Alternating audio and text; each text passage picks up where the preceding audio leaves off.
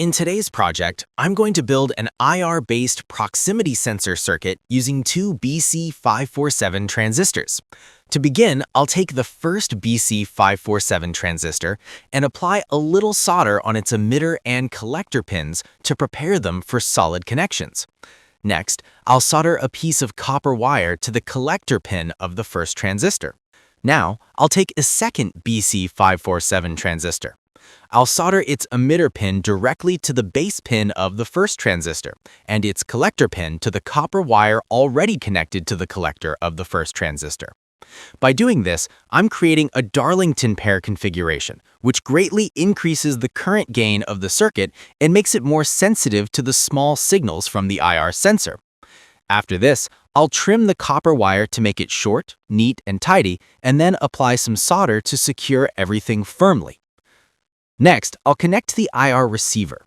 I'll solder its positive pin to the base of the second transistor and its negative pin to the copper wire. The IR receiver acts like the eyes of this project, detecting infrared signals. Then, I'll solder the positive pin of the IR transmitter to the copper wire. The IR transmitter will continuously emit invisible infrared light, and when an object, like your hand, interrupts or reflects this light, the receiver will detect the change. Now, it's time to connect the buzzer. I'll solder its positive pin to the emitter of the first transistor, which will control when the buzzer gets power, and then solder a copper wire to the negative pin of the buzzer to complete the path. To make the circuit more stable, I'll add resistors.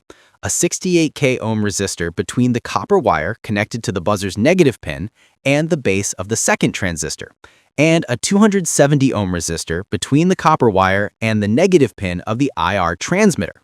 These resistors limit current, protect the components, and ensure proper operation. After that, I'll clean up the layout by trimming and soldering all extra pins neatly. Finally, it's time to add the power supply.